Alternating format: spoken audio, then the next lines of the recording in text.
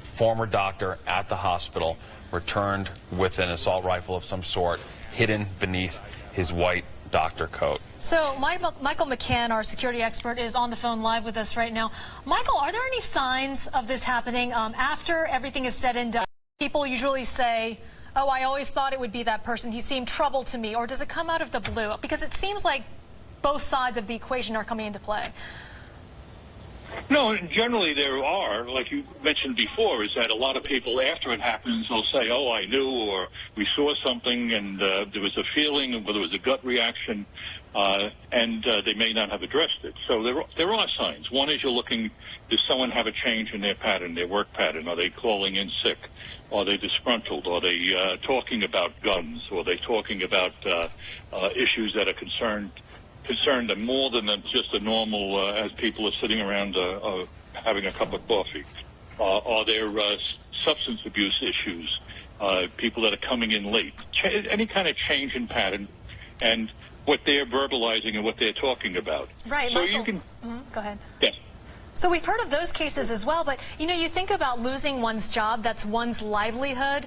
I mean, taking that away, that can be very devastating. That could trigger some mental health issues, can it not?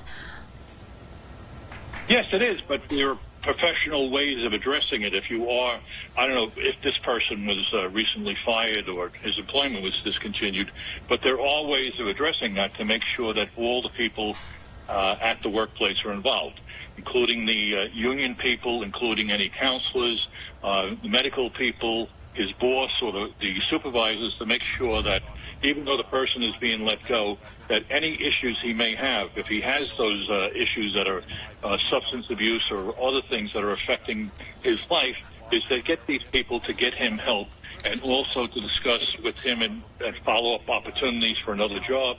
So there are quite a few things that can be done to address these things before it becomes a situation like this. Michael, New York City is full of these massive buildings and office complexes and medical complexes. If you're in that situation and you're not getting any direction from the hospital, because they're also in an active situation, what are you supposed to do when you know there's a shooting in the building? Do you just hunker down and hide, or do you try to exit and leave? Well, it's depending again on the situation, but the advice for people now is three things. One is to run, to get away from the situation. If they can't get away, then to hide, to lock themselves or hide in a room or a closet or any place that's even if it's under a desk.